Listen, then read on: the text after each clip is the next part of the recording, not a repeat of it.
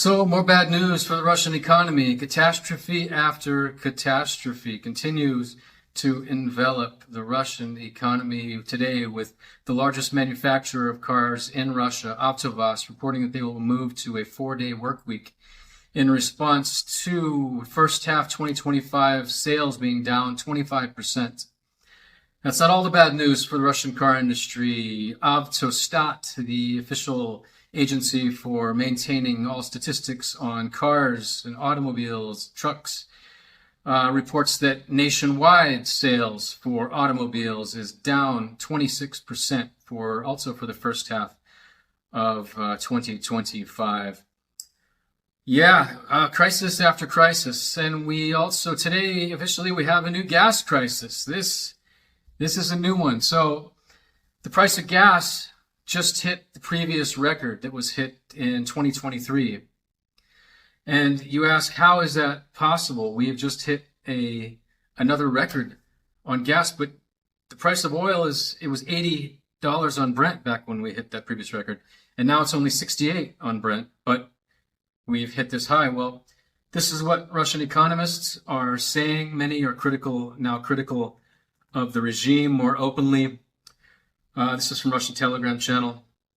I don't want to plug the channel as it is Russian, but this seems to be the consensus why that's happened. Russia is currently experiencing a deficit not only of gasoline, but also of diesel. Exports have decreased both in the Black Sea and in the Baltic. Number two, the deficit is caused by broken refineries. Broken refineries, that's referring to the Ukrainian drone strikes. The few campaigns we had, like 2 last year, 1 this year, when the U.S. wasn't still blocking Ukrainian drone strikes on Russian oil refineries. Truly, the one thing that can stop Russia is stopping the oil revenue. But Western nations don't want to spend the extra 12 euros a month if gas prices move up a little bit. Number three, exporting gasoline to the external market is no longer profitable. It is more profitable to sell within the country because prices are higher. Number four, domestic gasoline prices in Russia are already higher than world prices. Yes, that's what we're seeing right now. The high season has just begun, and theoretically prices can fly into space due to the deficit! Exclamation point, exclamation point. Number six, Russians will pull fuel from Belarus to cover the deficit. Yes, Belarus is turning into the savior. Belarus is now supplying Russia with emergency potatoes and other crops in order to cover the fact that Russia has just now become, as of last month, a net food importer. I covered that on the first video I made, like last week. A 15.4% drop in food exports from Russia. So Belarus is really coming in to save the day. They think their Belarus will be sending gas now to plug the gas deficit. But as you can see, prices are getting higher. It is a perfect storm that's developing. But the real star of the show today is the Russian deficit. This is, I'm going to put up in a second, I'm going to put up the central bank data. Some people in the comments asked me to explain in more detail some of these charts and to linger on the charts a little longer. So this is the prime candidate for this. This is going to be Russian central bank data. The Russian government expenses and Russian government income. Russian government income is up 3% in the past year.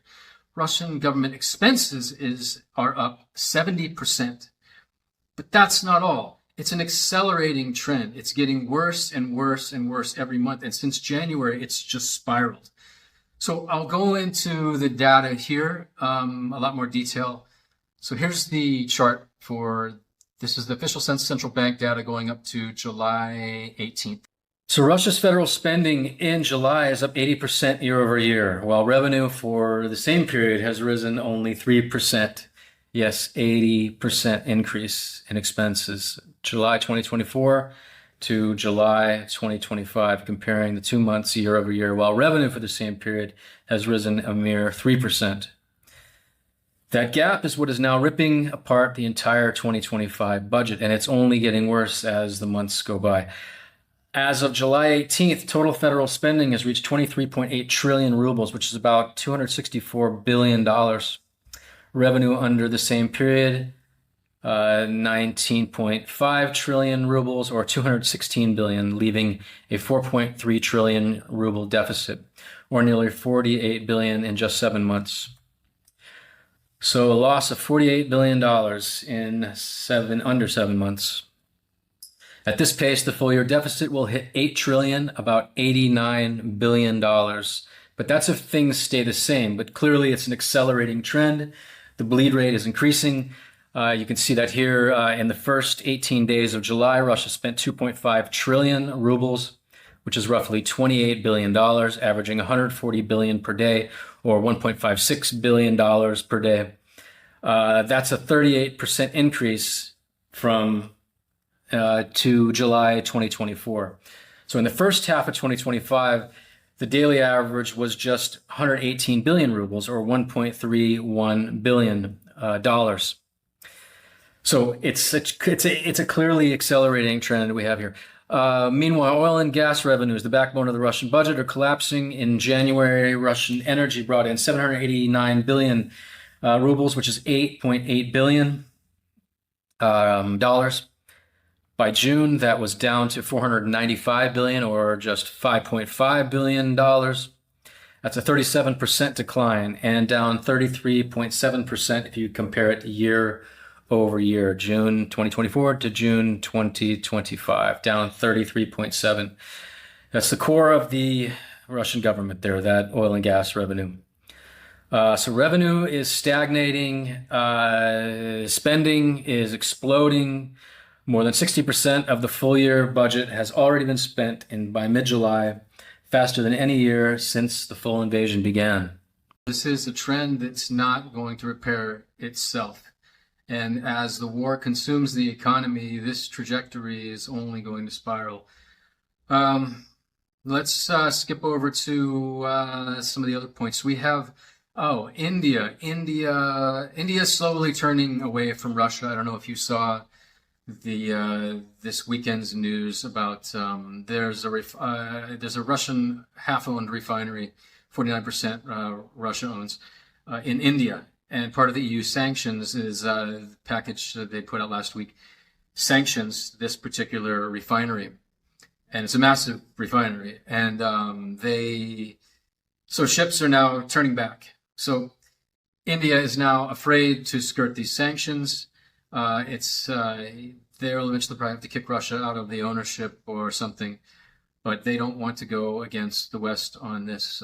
Increasingly, they're embracing the West and realizing that sponsoring Russia for the first 2/3 of this war was probably a big mistake, and they're now starting to have to.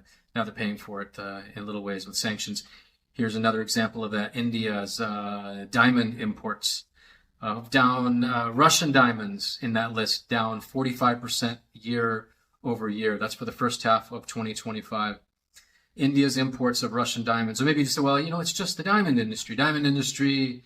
People buying less diamonds. No, see the Belgian diamonds that India has been buying, that was only down 2% for the first half of 2025.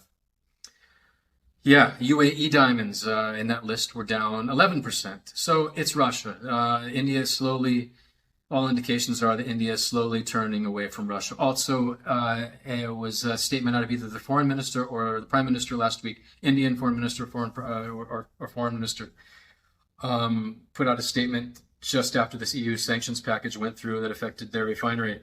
And he said that we can replace Russian oil anytime. We are now diversified enough so that we can easily replace Russian oil and it won't affect us at all. That was a shot across the bow, and that was to let the U.S. and the EU know that Russia is on team civilization, and probably, I don't know if they realize the error of their ways, but they are definitely moving in a positive trajectory in terms of turning away from helping Russia sponsor this war. Now let's skip over to, the travel crisis in Russia. From July 19th to the 22nd, 517 flights were canceled, 75,000 people stranded, 16,000 refunds issued by the likes of Aeroflot before they stopped issuing them. They did stop at some point, and that's left a lot of people very, very angry. And now it's caused a situation where there's still people stuck in the airports. And as you can see here, they're handing out mattresses for the people that just really have nowhere to go. They're just stuck. They thought they were going on vacation to, Turkey or some nation that still happens to allow Russians, and so it wasn't. Anyway, so it wasn't only the airline industry that was affected by this. Ukraine also, these drones also tagged the rail logistics in Russia's Rostov region. And that canceled 130 trains. And that was a big problem. Thousands also stranded, sleeping in train stations, having to find other means to get to their destinations. Things were closed down for a few days. As is Ukrainian drones. They have to shut down the planes whenever the Russian anti-aircraft units are engaged due to Ukrainian drones. So it's becoming like once every week or so, Ukraine just sends a bunch into the metropolises. This was Moscow and St. Petersburg. The train crisis also affected Moscow and St. Petersburg. The trains there, it was really bad. It wasn't just trains in Rostov region. So situation's not getting better for the weekly travel crisis, hitting the peak season there in Russia, the travel season.